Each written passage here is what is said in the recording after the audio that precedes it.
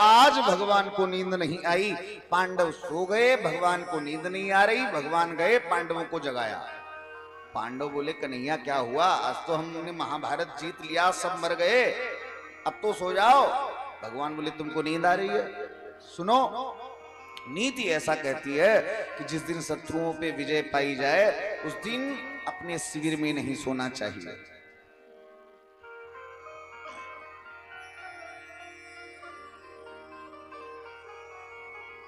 और तुम सब ऐसे निश्चिंत होकर सो रहे हो। पांडव बोले कन्हैया अब सौंप दिया इस जीवन का सब भार तुम्हारे हाथों, सब कुछ तो आपको दे दिया। व्यास भरोसे कुंवरी के और सोवत पांव पसार, हम नहीं सोएंगे कौन सोएगा? भगवान बोले पांडवों से कि देखो आज सोने का समय नहीं, तुम सब हमारे साथ। भगवान ने क्या किया, पांडवों को अपने साथ लिया और साथ लेकर के कहां पहुंचे? प्रभास क्षेत्र। और इधर क्या हुआ? आय हाय, तुलसी जैसा भवितव्यता तैसी मिले सहाय, आपुन ताहि पे ताहि तहां ले जाए। मारने किसको आया था और मर कौन गया? पांडव चले गए, पांडवों के 5 बच्चे दिखने में बिल्कुल पांडवों के जैसे, पांडवों की जगह पे ये सब सो रहे थे। अश्वत्थामा आया, अश्वत्थामा ने इन पांडव बालकों को देखकर, चूंकि ये देखने में बिल्कुल हूबहू अपने अपने पिता की तरह थे, जो जिसका बेटा वो उसके जैसा, तो पांडव ही समझा और इन 5 को मार दिया। इनका मस्तक लिया, एक पोटली बनाई, लेकर दुर्योधन के पास पहुंचा। दुर्योधन देख ले आया। दुर्योधन को लगा गजब हो गया, जिन 5 को मिटाने के लिए हम 100 के 100 मिट गए, एक भी न मिटा, उन 5 को इतनी जल्दी मार लाया। खैर पोटली ला, पोटली उठाकर खोल के जब अश्वत्थामा ने दिखाई तो देखा सबके मस्तक। दुर्योधन खुश हो गया, चलो मरते मरते सही, लेकिन कम से कम दुश्मनों के कटे हुए सर तो देख लिए।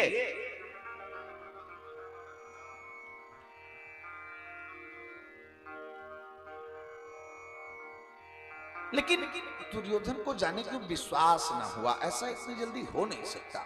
दुर्योधन ने क्या किया, उन मस्तकों में से भीम का मस्तक उठाया, दबाया, जैसे दबाया तो मस्तक टूट गया। दुर्योधन समझ गया ये पांडव नहीं, पांडवों के 5 बालक हैं, क्योंकि अगर ये भीम का मस्तक होता तो भीम वो है। जब युद्ध भूमि में मैं अपनी गदा का प्रहार भीम के मस्तक पे करता था तो भीम ऐसा मुस्कुराता था जैसे पुष्प बरस रहे हैं। ये पांडव नहीं हो सकते। क्या इसने पांडव बालकों को मार दिया? दुर्योधन रोने लगा। अश्वत्थामा तूने ये क्या किया? हमारे कुल खानदान में कोई दिया जलाने वाला नहीं रखा, हमारा वंश समाप्त कर दिया। इसको श्राप था, जिस दिन सुख दुख एक साथ आएंगे उस दिन तेरी मौत हो जाएगी। ये मर गया। इधर क्या हुआ, द्रौपदी के 5 बच्चे प्रातः काल उठ के अपनी माता को प्रणाम करने जाते थे। प्रातः काल उठ के रघुनाथ, प्रातः काल उठ के रघुनाथ। लोग कहते हैं कि महाराज आजकल के बच्चे छूते ही नहीं। हम कहते तुमने छुए, तुमने अपने माँ बाप के रोज पांव छुए होते तो तुम्हारे बच्चे भी तुम्हारे छूते, ना तुमने छुए ना तुम्हारे छू रहे, ना उनके छुएंगे। वास्तव में अगर उज्जवल भविष्य चाहिए तो बच्चे को सबसे पहला आशीर्वाद नित्य उसके घर से उसके माता पिता का मिलना चाहिए, तभी बच्चा उन्नति कर पाएगा। प्रातः काल उठ के रघुनाथा, प्रातः काल उठ के रघुनाथा, मातु पिता गुरु ना वही माथा, मातु पिता गुरु ना वही बाबा। तो आज जब द्रौपदी के 5 बालक द्रौपदी को प्रणाम करने नहीं गए तो द्रौपदी को चिंता हुई। द्रौपदी देखने आई, द्रौपदी जब देखने आई तो देखती क्या है, पांचों के धड़ पड़े हुए सर गायब। कल्पना करो, जिस माँ का एक बेटा मर जाता है उस माँ पे क्या बीतती है, जिस माँ के 5-5 बेटों को एक साथ एक दिन में एक समय मार दिया गया हो। कल्पना करिए उस माँ पे क्या बीती होगी। द्रौपदी चित्कार मार के रोई। पांडवों को सूचना मिली, पांडव आए, पता चला ये सब अश्वत्थामा ने किया है। अर्जुन ने प्रतिज्ञा कर ली, मैं इसे नहीं छोड़ने वाला। गांडी उठा लिया। भगवान ने देखा अर्जुन जा रहा है तो भगवान भी आ गया, रथ पे बैठ गए। चला अर्जुन बैठ। भगवान ने रथ को भगाया। हुआ क्या, जब रथ भागा, ये बात अश्वत्थामा को पता चली तो अश्वत्थामा ने भी भागने का प्लान बनाया, भागा। लेकिन बाद में सोचा कि जिस रथ को खुद कन्हैया चला रहे हो, द्वारिका नाथ चला रहे हो, उससे ज्यादा दूर तक मैं भागकर जाऊंगा तो जाऊंगा भी कहां। रुक गया। इसने क्या किया, आते हुए अर्जुन पे ब्रह्मास्त्र चला दिया। अर्जुन रोने लगा, भगवान के पांव पकड़ लिए, दीनवत् शरणम गतः, सरकार इस ब्रह्मास्त्र से हमारी रक्षा करो। भगवान बोले अर्जुन, इसे अपने पिता से और तुझे भी तो अपने गुरु से ब्रह्मास्त्र मिला है, तू भी छोड़ दे। अर्जुन ने भी ब्रह्मास्त्र छोड़ दिया। भगवान अब घबराए कहीं ऐसा ना हो दोनों ब्रह्मास्त्र आपस में टकराएं, अगर टकराए तो प्रलय से पहले ही प्रलय आ जाएगी। भगवान ने क्या किया, अर्जुन से बोले अर्जुन, इसने केवल चलाना सीखा है, तूने चलाना और वापस बुलाना दोनों कलाएं सीखी हैं, इन दोनों ब्रह्मास्त्रों को अपनी ओर खींच ले। अर्जुन ने ऐसा ही किया। नाग पास से अश्वत्थामा को बांधा, बांधकर द्रौपदी के पास लेकर आए। द्रौपदी, ले आया तेरा अपराधी, जो तू दंड कहेगी वो दंड दे, इसे मिलेगा। द्रौपदी ने जैसे देखा, द्रौपदी चित्कार मार के रोई। मुच्चिता मुच्चितामेष ब्राह्मणो नितरां गुरु, ब्राह्मणो नितरां गुरु। छोड़ दो इसे, छोड़ दो। क्यों? क्योंकि ये ब्राह्मण है, और ब्राह्मण कितना भी पतित क्यों ना हो जाए, ब्राह्मण का कभी दैहिक शारीरिक वध नहीं करना चाहिए। दूसरी बात, ये गुरु का पुत्र है, साक्षात द्रोणाचार्य सामने खड़े, आत्मा वही जायते पुत्रा, पिता की आत्मा ही पुत्र बनकर आती है। उस दृष्टि से ये साक्षात द्रोणाचार्य खड़े, इनको मारोगे। तीसरी बात, इसको मारने से मेरे मरे हुए बच्चे जिंदा तो हो नहीं जाएंगे। आज मैं रो रही हूं, कल इसकी माँ गौतमी रोएगी, मेरे कम से कम पति जिंदा, उसका तो बेचारी का पति भी नहीं है। इसलिए मुच्चिता मुच्चितामेष ब्राह्मणो नितरां। छोड़ दो इसे, छोड़ दो। भीमसेन खड़े हो गए, अर्जुन अगर तूने छोड़ा तो ये मेरी गदा से नहीं बचने वाला। नकुल सहदेव खड़े हो गए, मझले भैया बिल्कुल सही कह रहे, मार दो इसे। युधिष्ठिर से पूछा गया, युधिष्ठिर बोले वेदों में जैसा कहा गया वैसा करो। अर्जुन बड़े चक्कर में, क्या करें, भगवान के पास में गए, क्या करें। भगवान बोले अर्जुन, जो बताना था सब हम पहले गीता में तुमको बता चुके, अब बताने के लिए कुछ बचा नहीं। लेकिन फिर भी अगर तू पूछ रहा है तो एक बात बताए दे रहा हूं। ब्रह्म बंधुर न हंतव्य आतताई बधारहणा।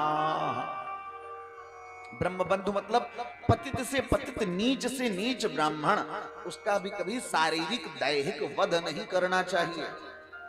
अर्जुन समझ गए नहीं मारना है, धनुष रख दिया नीचे, हाथ बांध के खड़े हो गए। जैसे ही हाथ बांधे भगवान बोले शर्म नहीं आती, धिक्कार है तुझे, 5-5 बच्चों का हत्यारा सामने खड़ा, तूने धनुष नीचे रख दिया। आतताई बधारहणा, आतताई कोई भी क्यों ना हो, उसे छोड़ना नहीं चाहिए।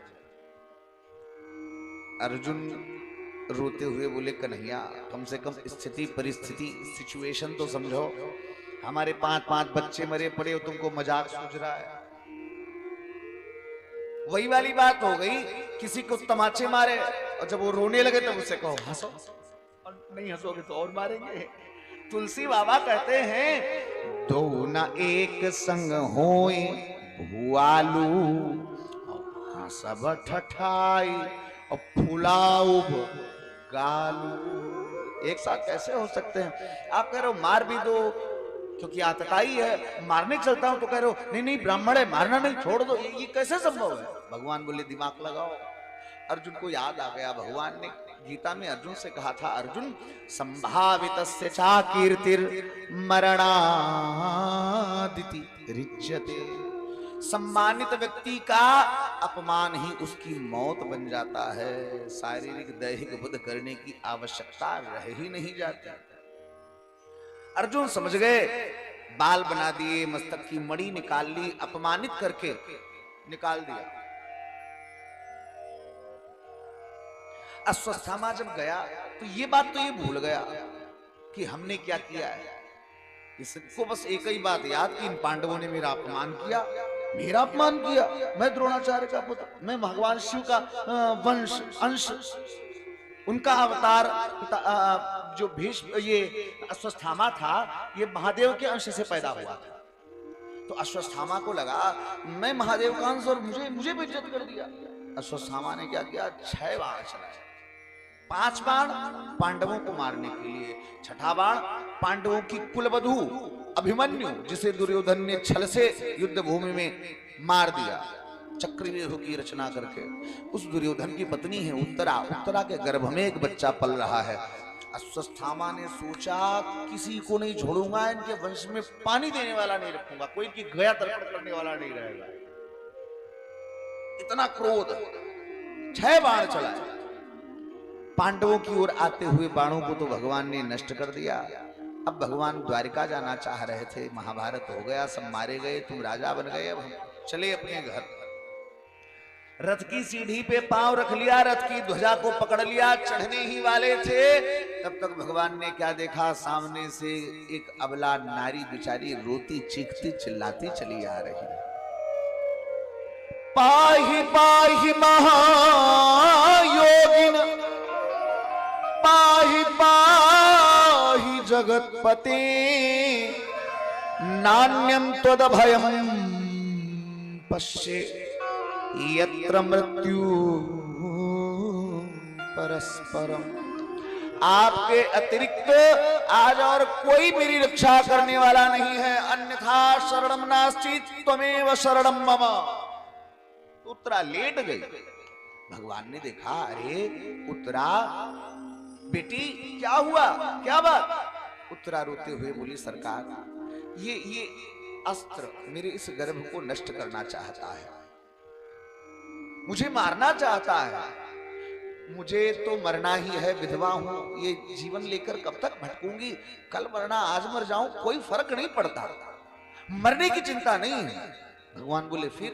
उत्तरा बोली, कन्हैया अगर आज मैं मर गई तो मेरे साथ मेरे गर्भ का ये बच्चा भी मर जाएगा, और अगर ये बच्चा मर गया तो दुनिया तुम पे उंगलियां उठाएगी कि जिस वंश को बचाने की प्रतिज्ञा तुमने की उस वंश में भी कोई दिया जलाने वाला नहीं बचा। और दुनिया जब तुम पे उंगलियां उठाएगी तो मुझसे देखा नहीं जाएगा। इसलिए उत्तरा बोली, करुणा निधान करुणा, करुणा निधान करुणा करनी पड़ेगी तुमको, वरना ये नाम होगा बदनाम कन्हैया, वरना ये नाम होगा बदनाम कन्हैया। भगवान ने क्या किया, अंगूठे के बराबर का वेश बनाया, उत्तरा के गर्भ में गए, मरे हुए परीक्षित को भगवान ने पुनः जीवन दान दिया। भगवान तो